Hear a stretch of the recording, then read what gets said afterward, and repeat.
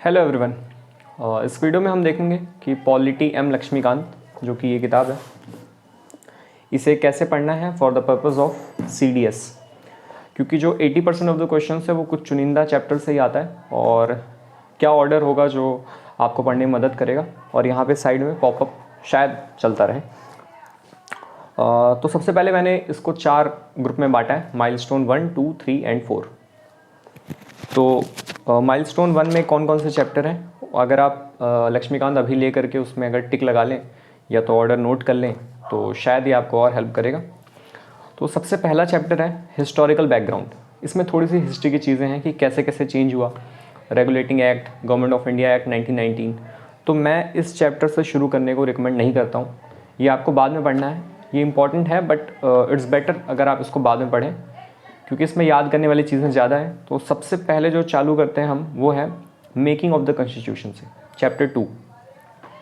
ये आपको पढ़ना है। इसमें पूरी कॉन्स्टिट्यूएंट असेंबली, फिर उसके कितने सेशन हुए और ये सारी चीज़ें इस चैप्टर में पढ़नी है। Third is salient features of the constitution. हमारा कॉन्स्टिट्यूशन आपको पता ही है कि पहले इतने आर्टिकल थे, फिर उसमें ऐड हुए, फिर हमने ये कहाँ कहाँ से लिया है उसकी एक टेबल है, वो बहुत इंपॉर्टेंट आपको याद करना है। जैसे कि DPSP लिया आयरलैंड से, क्या क्या चीज़ किस देश से हमने लिया है, वो सारी चीज़ें आपको उसमें ज़रूर याद करनी है, ये मोस्ट इंपॉर्टेंट है। और हर एक चैप्टर वाइज जो कि इंपॉर्टेंट है उसकी एक अलग से प्लेलिस्ट बनी हुई है, आप उसे भी देख सकते हैं। Fourth is preamble of the constitution. Preamble पे बहुत सारे क्वेश्चन आते हैं और अगर आप इस प्रियम्बल को ही याद कर लें, है ना, we the people of India having solemnly resolve to constitute India into sovereign, socialist, secular, democratic republic. तो 3 S के हैं, यहाँ पे कन्फ्यूज़न हो जाती है। तो उसके लिए आपको ट्रिक्स बनानी है क्योंकि कई बार ऑर्डर से ही क्वेश्चन आ जाता है कि इसमें से कौन सा है कौन सा नहीं है। तो जैसे लिस्ट है, तो लिस्ट ऐसा मान लो कि आपकी मम्मी ने भेजा कुछ सामान लाने, आपने लिस्ट लिया था, तो S में लिस्ट को आपने बीच में रखा कि भाई गिर ना जाए जेब वेब से। तो sovereign, socialist, secular, democratic republic and to secure all its citizens justice, social, economical and political, liberty of thought, expression, faith and worship, equality of status and of opportunity to promote among them all, fraternity assuring the dignity of the individual and unity and integrity of the nation. In our Constitution Assembly this 26th day of November 1949 do hereby adopt, enact and give ourselves to this constitution. अगर आपको preamble याद रहेगा तो सारे question हो जाएंगे, अगर order पूछेगा तो भी यहीं से आ जाएगा। और इसमें क्या इंपॉर्टेंट है कि जस्टिस में किस किस तरीके की है वो भी प्रेम्बल में ही है, अगर आप याद कर लेंगे। या फिर डेट पूछता है 26 नवंबर, ये भी इसी में मेंशन है। तो I recommend you to learn preamble of India, it's beautiful. उसके बाद जो चीज़ें हैं कि प्रेम्बल में कौन कौन सी चीज़ें अमेंड की गई हैं, अभी तक कितनी बार अमेंड किया गया है, तो आपको पता ही 42nd अमेंडमेंट एक्ट 1976, और उसमें सिस यानी कि 3 चीज़ें, इंटीग्रिटी और ये चीज़ें जो है अमेंड की गई थी, वो आपको याद करना है। The next is union and it's territory. यहाँ से हमारे आर्टिकल चालू होते हैं, ये आपको पढ़ना है चैप्टर कि कैसे हम देश में इंटरनल बाउंड्रीज चेंज कर सकते हैं या फिर नाम चेंज कर सकते हैं, तो वो कौन कर सकता है। Citizenship I want you to leave at the first instant, it's not that important, क्योंकि उसके बाद आपको सीधे पढ़ना है फंडामेंटल राइट्स, बहुत इंपॉर्टेंट है। फंडामेंटल राइट्स सारे पढ़ने हैं और उसके रीजनेबल रेस्ट्रिक्शन किस कंडीशन पे लगाए जाएंगे वो पढ़ना है, सारे आर्टिकल अच्छे से पढ़ना है। लास्ट में आपको मिलेंगे रिट्स, 5 रिट्स हैं, सर्च्योरी, क्यू वारंटो, बाकी और है हेबस कॉर्पस, मैंडमस, ये चीज़ें पढ़नी है। और ये गवर्नमेंट बॉडी पे लगा सकते हैं या फिर इंडिविजुअल पे लगा सकते हैं, ये हर बार पूछा जाता है। तो अभी तक फंडामेंटल राइट्स जो है सबसे इंपॉर्टेंट चैप्टर हुआ। सिटीजनशिप जो चैप्टर 6 है उसमें क्या है कि आपको वो डेट्स याद नहीं करना है, क्योंकि पिछले 5-6 बार से मैं दे रहा हूँ और कभी डेट्स नहीं पूछी गई। डेट्स मतलब कैसी कि कौन है वो इंडियन सिटीजन, वो कैसे पता लगेगा। तो अगर आप 1947 से 87 के बीच, नहीं शायद 87 ही है, अगर आप इस बीच पैदा हुए हैं तो आपका एक पेरेंट जो है वो इंडियन होना चाहिए, और 2004 के बाद अगर पैदा हुए हैं आप तो दोनों पेरेंट्स आपके इंडियन होने चाहिए, तो आप इंडियन हो जाएंगे। तो ये डेट्स इंपॉर्टेंट है नहीं, तो इसलिए आप छोड़ सकते हैं। तो एक बार फिर से देखते हैं। Chapter 2 making of the constitution, 3 salient features, 4 preamble most important, 5th union territory, 7th fundamental rights, 8 DPSP. DPSP में भी इतना ज़्यादा डीप में नहीं पढ़ना है। जो आर्टिकल्स हैं जैसे मॉन्यूमेंट वाले और to protect the environment and wildlife, ये सारी चीज़ें आपको देखनी है। Fundamental duties 9th very important, इसमें आपको पढ़ना है कि 10 थे और 11 के 11 फंडामेंटल राइट्स अच्छे से लाइन बाय लाइन पढ़ लेना है, क्योंकि वो 20 से क्वेश्चन दे देते हैं कई दफ़ा, और सरदार सुरन सिंह कमेटी ने दिया था। And this will also help you, जैसे राइट टू एजुकेशन है, तो आप ये सारी चीज़ें जो मामला है फंडामेंटल राइट्स का, वो you can also speak in your GD और lecturette if you get a topic of right to education. The next one is 10th amendment of the constitution. Amendment आपको देखना है कि कोई भी चीज़ कैसे अमेंड कर सकते हैं, 3 तरीके से, स्पेशल मेजॉरिटी है या फिर special majority and ratification by half of the state. 11th is basic structure of the constitution, और इसी में बहुत ही popular case Kesavananda Bharati case 1973। यहाँ तक आपका माइलस्टोन 1 था, और जब आप पढ़ेंगे तो साथ में आपको कुछ ना कुछ केस इसमें देखने को मिलते रहेंगे। LIC case, Berubari union case, Golaknath case, Golaknath case, तो उनको आप अलग से क्या है, उनका ईयर जो है वो किसी कॉपी में नोट करते रहिए। So this was all about milestone 1 from. अब हम देखते हैं माइलस्टोन 2, जिसमें हम सबसे पहले पढ़ेंगे पार्लियामेंट और उसके बाद पढ़ेंगे स्टेट लेजिस्लेचर। जैसे कि भारत में एक ऊपर पार्लियामेंट है, वहाँ लोकसभा और राज्यसभा और प्रेसिडेंट है, ठीक वैसे उसी का रेप्लिका हर एक स्टेट है, जहाँ पे क्या है, विधानसभा, विधान परिषद जो कि हर जगह नहीं है, यानी कि लोकसभा, इंग्लिश में कहते हैं legislative assembly and legislative council, जो कि सिर्फ 6 जगह पे है, एंड गवर्नर, सेम उसी का कॉपी पेस्ट हो गया स्टेट में। और इसमें आपको पढ़ना है जैसे कि लोकसभा राज्यसभा हो गया, उसके session, budget session, winter session, और जो बिल होते हैं कैसे पास होते हैं, क्या प्रोसीजर है, 6 स्टेप है, अगर कुछ लफड़ा हो जाए तो क्या होगा, कितने दिन में वो बिल रिटर्न कर सकते हैं, और जॉइंट सिटिंग, अगर कोई दुविधा हो जाए लोकसभा और राज्यसभा में, यानी कि लोअर चैम्बर और हायर चैम्बर में, तो उसकी जॉइंट सिटिंग होगी तो वो कौन प्रिसाइड करेगा, लोकसभा का स्पीकर करेगा। और जॉइंट सिटिंग किन 2 केसेस में नहीं होती है, तो वो है constitution amendment bill and that is money bill. तो ये सारी चीज़ें आपको देखनी है। और राज्यसभा के पास क्या एक्सक्लूसिव पावर है कि जो कि लोकसभा के पास नहीं है, तो ये सारी चीज़ें। And parliament is the second most important chapter till now. पहला कौन सा था, वो था फंडामेंटल राइट्स। पार्लियामेंट के बाद मैं आपको रिकमेंड करूँगा आपको कमेटी, चैप्टर 23 पूरा नहीं पढ़ना है, इसमें सिर्फ जो फाइनेंशियल कमेटी है पहले पेज में आपको मिल जाएगा, फाइनेंशियल कमेटी। इसमें जो इम्पोर्टेंट है केवल वही है, मेरे ख्याल से 3 है, वो public account committee, estimate committee and committee on public undertaking. तो पहला वाला 15 लोकसभा से, 7 राज्यसभा से, उनके मेंबर 22 होते हैं, एस्टिमेट कमेटी के 30 होते हैं, ऑल फ्रॉम लोकसभा। तो इन तीनों के ये नंबर याद करने हैं आपको, ये कई बार पूछा जाता है। और चेयरमैन कर सकते हैं याद कि वो कहाँ से इलेक्ट होगा, लोकसभा से होगा या फिर अपोजिशन से होगा, ये इंपॉर्टेंट है सिर्फ। Now you can leave this 24, leave 25 छोड़ सकते हैं। अब आपने पार्लियामेंट पढ़ लिया है, अब पार्लियामेंट के बाद आपको पढ़ना है chapter number 33 that is state legislature, क्योंकि उसी का रेप्लिका है। ठीक यहाँ पे आपको लोकसभा, राज्यसभा जैसी चीज़ें मिलेंगी, that is legislative council and legislative assembly. After this, अब आपने ये पढ़ लिया, अब आपको सारे एग्जीक्यूटिव पढ़ना है। Now you can read 17 president, 18 vice president, 19 prime minister, 20 central council of minister, ये सारी चीज़ें हो गई। फिर अब आप स्टेट में पढ़ेंगे, प्रेसिडेंट का है एनालॉगस कौन सा हो जाएगा, गवर्नर। उसके बाद आप पढ़ेंगे चैप्टर 30 गवर्नर, 31 चीफ मिनिस्टर जो कि छोटा भाई हो गया प्राइम मिनिस्टर का, वहाँ पे सेंट्रल काउंसिल ऑफ मिनिस्टर था। तो 32 यहाँ पे आपको पढ़ना है स्टेट काउंसिल ऑफ मिनिस्टर। ये चीज़ें जैसे ही आप सेंट्रल का पढ़ लेंगे तो स्टेट का पढ़ने में शायद उसका आधा टाइम ही लगेगा, क्योंकि सारी चीज़ें एकदम हूबहू वैसी है।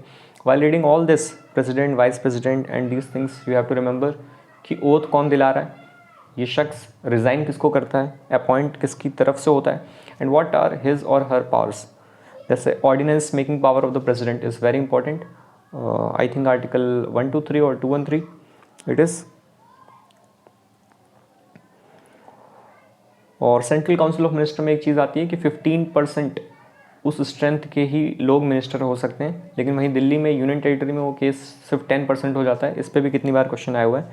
सो ये सेकंड चीज़ थी जो कि इम्पॉर्टेंट है। तो यहाँ हमने पढ़ा पार्लियामेंट कमेटी, जो कि कम ही पढ़ना है। उसके बाद हमने पढ़ा स्टेट लेजिस्लेचर, और उसके बाद president, vice president, prime minister, central council of minister, और वहीं स्टेट में पढ़ा governor, chief minister and state council of minister.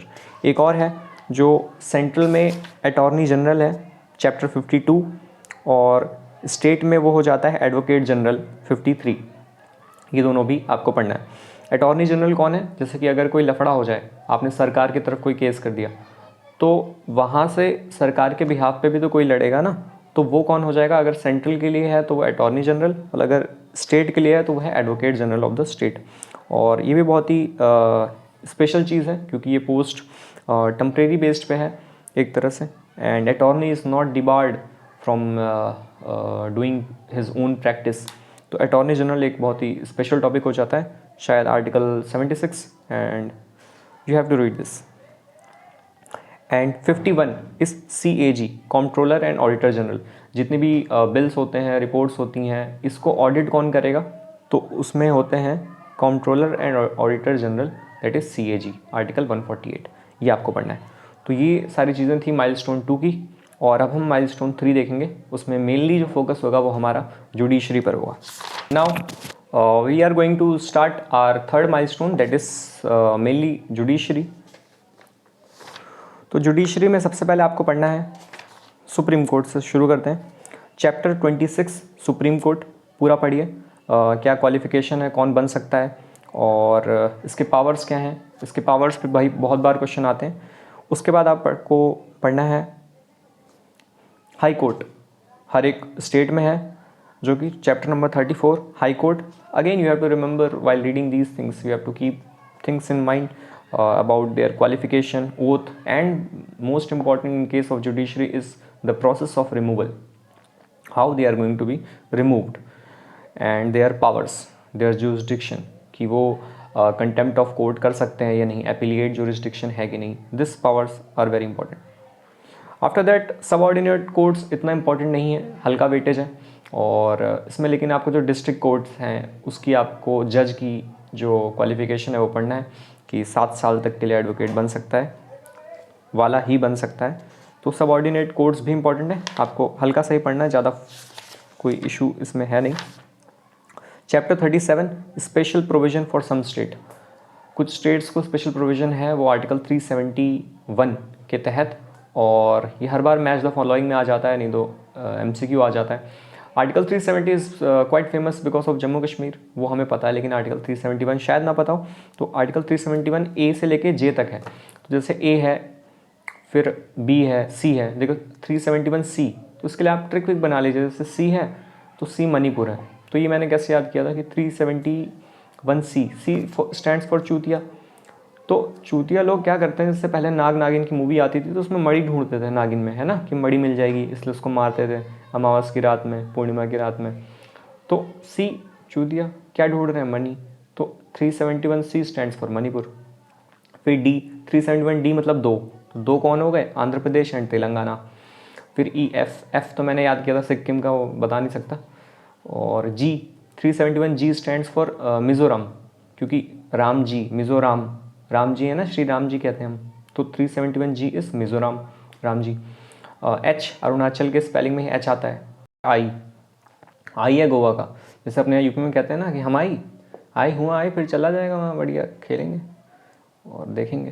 तो कहाँ जाने की बात हो रही है, यहाँ गोवा जाने की बात हो रही है। इसलिए कभी एक दूसरे से कहता है, मतलब एक शख्स दूसरे से कहता है कि आई 371 आई, तो ये किसका हो गया, गोवा का हो गया। तो इसी तरीके से आप अपने ट्रिक बना लीजिए और इन सारी चीज़ों को याद कर लीजिए, क्योंकि यहाँ से क्वेश्चन आते हैं। Moving forward, Panchayati Raj and municipality, chapter 38 and 39। तो वैसे तो यहाँ से बहुत सारे क्वेश्चन बनने की वो हैं, परमुटेशन कॉम्बिनेशन अगर हम देखें तो बहुत सारे क्वेश्चन यहाँ से बनाए जा सकते हैं, लेकिन इजी क्वेश्चन ही बनते हैं, इजी क्वेश्चन ही बना रहे हैं कि पंचायती राज तो कैसे इसका एवोल्यूशन हुआ, कौन कौन सी कमेटी थी, वो आपको पढ़ना है पूरा। बलवंत राय कमेटी है या फिर और सारी कमेटी है, लाइन से है। ये पूरी कमेटी पढ़नी है और 3 कैटेगरी में बांटा गया है, वो आपको देखना है। कहीं कहीं 2 भी है तो पॉपुलेशन के हिसाब से वो पढ़ना है। म्यूनसिपैलिटी पढ़ना है और जो चेयरमैन है वो कैसे अपॉइंट होता है, कंपोजिशन क्या है, उधर वहाँ पे ग्राम सभा के मेंबर्स कौन से हैं, सारे के सारे ही होते हैं। फिर ग्राम न्यायालय, तो पंचायती राज पे थोड़ा अच्छे से हमें पढ़ना है। और म्यूनसिपैलिटी में जो 8 टाइप्स के जो म्यूनसिपल बॉडीज़ हैं, अर्बन लोकल बॉडी, वहाँ से कोई क्वेश्चन मैंने अभी तक नहीं देखा है 5-6 CDS में, तो वो आप छोड़ सकते हैं, जिसमें वो टाउनशिप और ये सारी चीज़ें आती हैं, कैंटोनमेंट बोर्ड, उसको पढ़ लीजिए, लेकिन कोई इतना इंपॉर्टेंट नहीं है। The important is 73rd amendment act 1992 और 74th amendment act 1992, that is Panchayati Raj and municipality respectively. ये पढ़ने के बाद आपको यूनियन टेरिटरी चैप्टर 40 ये देखना है। इसमें आपको ये पता चलेगा कि यूनियन टेरिटरी दिल्ली कैसे अलग है, क्या स्पेशलिटी है इसकी।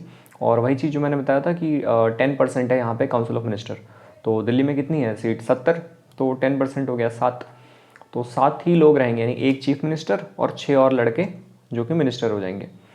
और scheduled and tribal areas chapter 41 यहाँ पे आपको पढ़ना है। इसमें आपको पता चलेगा कि जो शेड्यूल्ड एरिया 5 और 6 है, शेड्यूल क्या कहते हैं उसको, शेड्यूल, हाँ, तो ये गवर्नर उसको डिक्लेयर कर सकता है या फिर प्रेसिडेंट कर सकता है। तो 41 भी आपको हल्का सा लाइट रीडिंग पढ़नी है। तो यहाँ इसके बाद हम लास्ट में देखेंगे कुछ कॉन्स्टिट्यूशनल बॉडीज़ जो कि इम्पॉर्टेंट है, कुछ नॉन कॉन्स्टिट्यूशनल बॉडीज़, और जो बची कुची चीज़ें हैं वो।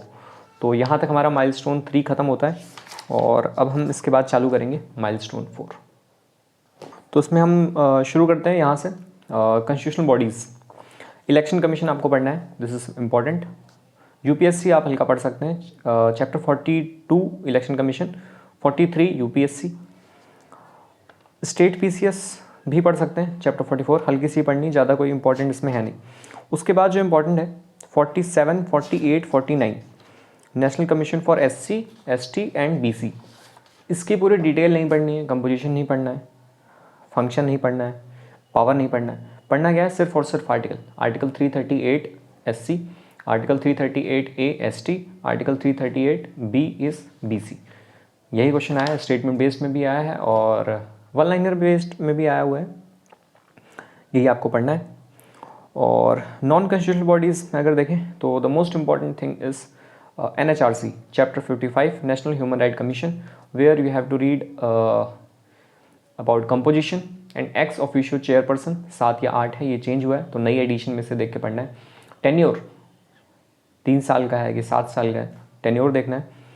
और नेशनल ह्यूमन राइट कमीशन बहुत इंपॉर्टेंट है, इससे क्वेश्चन आ चुके हैं और आएंगे। और वैसा ही स्टेट ह्यूमन राइट भी है, वो भी देख सकते हैं लेकिन इंपॉर्टेंट नहीं है। फिर हम पढ़ेंगे 61 लोकपाल एंड लोकायुक्त, इसकी भी एक लाइट रीडिंग, जिससे कि हमें ओम्बड्समैन के बारे में पता चल जाए।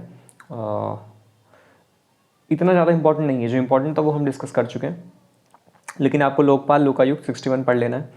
63 NDMA national disaster management authority, इसमें जो इम्पॉर्टेंट है वो यही है कि इसका हेड कौन होता है, तो हेड होता है हमारा प्राइम मिनिस्टर, यही इंपॉर्टेंट था। उसके बाद हम देखेंगे chapter number 69 political parties, where you have to study about the recognised party, state party, national party, उनके क्या रूल हैं, कोई नेशनल पार्टी कैसे होगी, कितने % वोट चाहिए, कितनी सीट चाहिए in Lok Sabha, in legislative assembly election, ये सारी चीज़ें आपको पढ़नी है। और जो 8 जो हमारी नेशनल पार्टी वो पढ़नी है। जितनी भी रीजनल पार्टी हैं, ये अपनी क्या नाम है अखिलेश की, BSP है, सपा है, रीजनल पार्टीज़ नहीं पढ़नी है। जो 8 मेन पार्टीज़ हैं बस उनका नाम पढ़ना है, और जो पार्टी सिस्टम है, कैसे स्टेट पार्टी और रिकग्नाइज्ड पार्टी कैसे बनती हैं वो पढ़ना है। और उसके बाद हमें पढ़ना है इलेक्टोरल रिफॉर्म्स चैप्टर 73।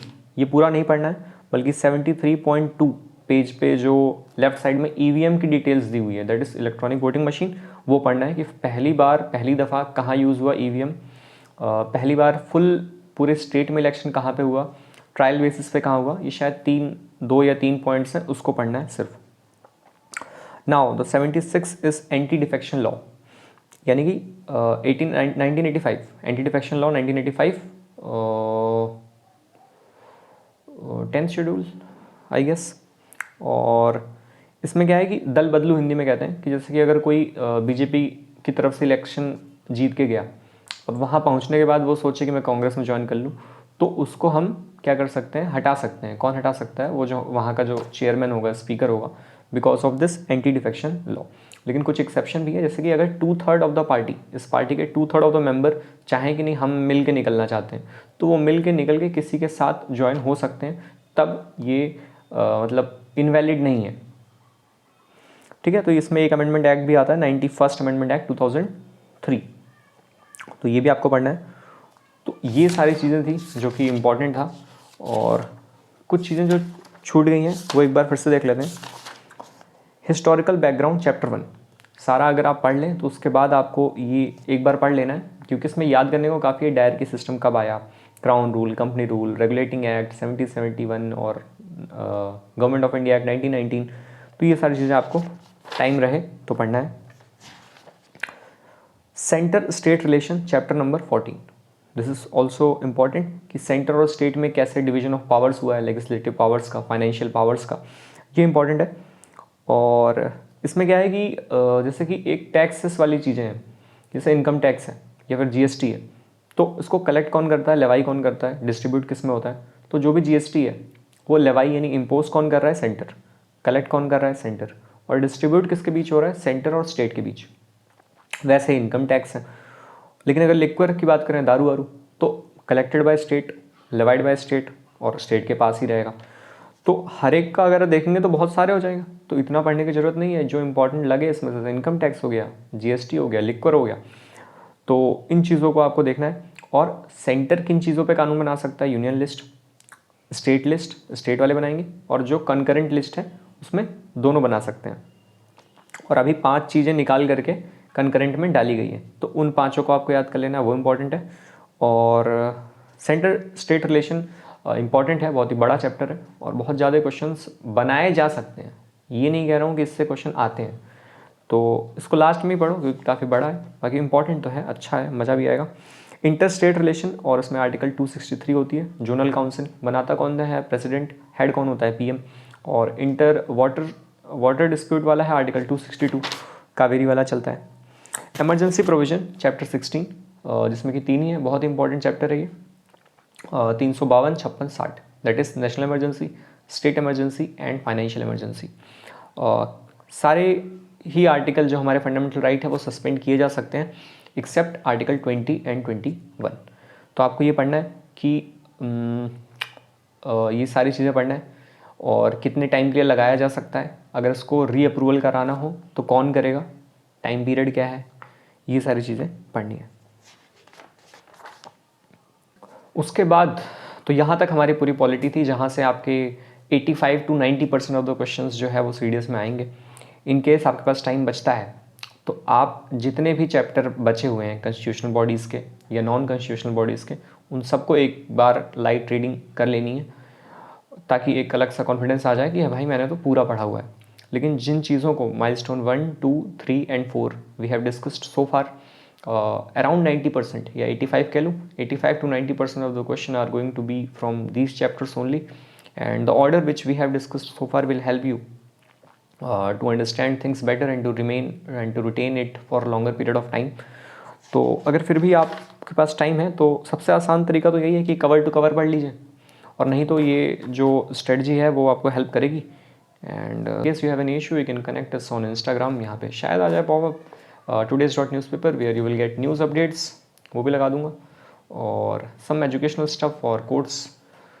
तो ये पॉलिटी की सीरीज़ थी, और ऐसा आप पढ़िए, एंड थैंक यू।